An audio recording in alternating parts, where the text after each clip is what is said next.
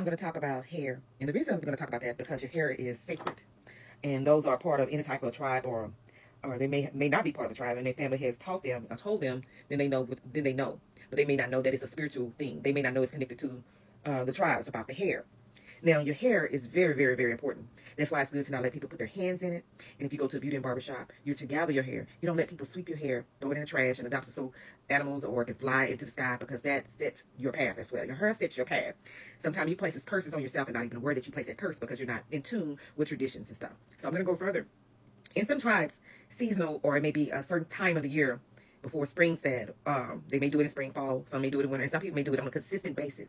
But the hair that they gather in their combs, brushes, or they just see them randomly floating around the house or in the sink on the floor, they pick them up.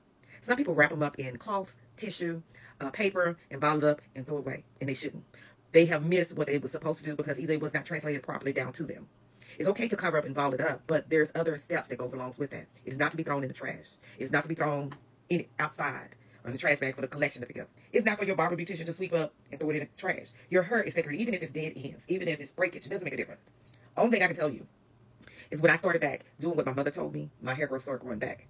Even though I may use other products, but the key element is my traditions, connecting back to my traditions, then my hair started growing back. But prior to that, for several years, probably 5, 6, 7, 8, 9 years, hair would fall out in patches and bald spots because you don't know who's putting a curse on you. You can go to a dermatologist and they say, oh, it's alopecia. And then you begin shaving your hair, and then you start cutting it off bald because you think it's always no growth. Those blockages are spiritual paths that somebody either has placed a curse on you or your family, and you're not knowledgeable of it. Curses don't have to be by indirectly. It can be people that everyday life that don't even know the power of the tongue, they don't know the power of energy, and they're unclean people, unclean spirits. So I'm gonna dive in. When you burning the hair, it is breaking those curses. That's what they're not telling you. It is necessity for you to burn the hair, but anybody can burn hair. But if they're not praying over that hair and all, because that hair that's dead, that hair that's broke, is anything that's coming from your past, anything prior, because it has fallen off. So anything those are attachments that you allow people have access to your energy.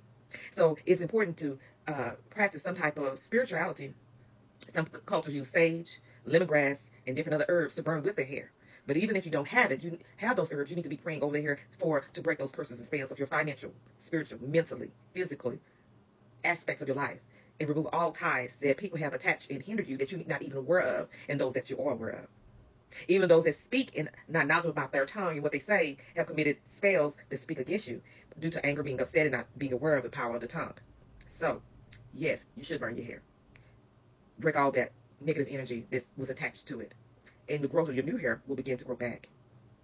A lot of times they're not telling you that. And I don't think I can tell you, a barber didn't understand it. He goes to barber. My son, before his hair was cut, I had began to start getting it cut. And I would gather. I said, well, mama, don't sweep my son's hair up.